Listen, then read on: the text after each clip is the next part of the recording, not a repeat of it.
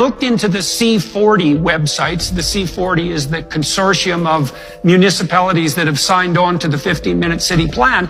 And I read in their own documentation, this is relevant to the tri-state city idea, that their goals are to reduce caloric consumption to 2,500 calories a day by force, essentially, within the next 15 years, to ensure that the peasant class, which is everybody but the elitists, can't fly more than one time every 3 years, to not merely shift private car ownership from fossil fuel to electric, which is fundamentally impossible because the grid can't handle it, but to eliminate 90% of private car ownership so that people are forced to take unbelievably expensive in terms of time utilization and non-existent public transportation systems, and to limit the amount of travel that people can do outside of their neighborhoods. And, and then I watch the legacy media claim that pointing that out is something akin to a right-wing conspiracy, which it most certainly isn't, because you can just find the bloody documentation online.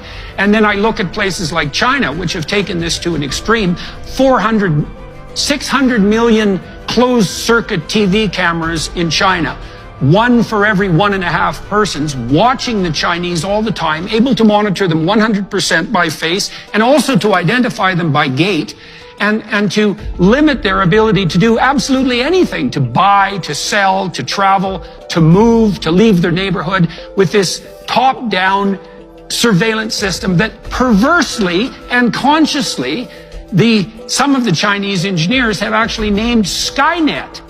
And in a conscious attempt to produce a positive version of, the absolutely catastrophic, apocalyptic artificial intelligence that was in the bloody Arnold Schwarzenegger movies. And you can't even talk about this stuff without sounding like a raving conspiratorialist, but there it is. Now, tell me more about the tri-state city. So what have you seen? Because I don't know anything about it, neither does anybody else watching, I presume, except for, those who've gone down the rabbit hole with you. I was reading a book about cholera a couple of years ago. I think it was called Ghost Map. And interestingly, towards the end of the book, the author, in an otherwise excellent book, started talking about these smart cities where, basically everything, we don't have to worry about any disease anymore, that sort of thing. Last time I was in China, I got kicked out of Hong Kong in 2020. I was a bad boy. I was watching the protests, and they finally kicked me out after 7 months. But that was Hong Kong. But last time I was in mainland China, I was actually researching information war. I was in places like Nanjing and Shanghai and that sort of thing. But I was in southern China, where the Uyghurs are, for part of that trip. And I was talking with restaurant owners and farmers and that sort of thing.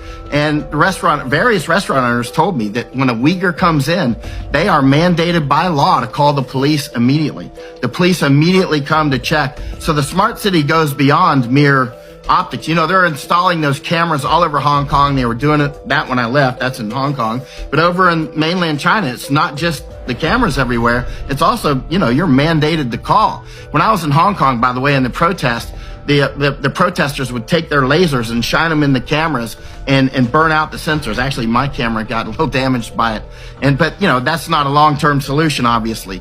But what I'm getting to is these smart cities are clearly coming, and they're already here to some degree every time we use our cards and that sort of thing.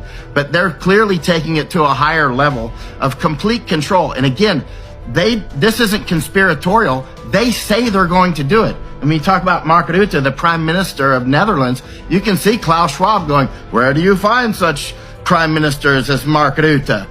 Did you see him say? I watch your Twitter, Jordan, and I watch a lot of your podcast. I know you know what's going on because you talk about it all the time.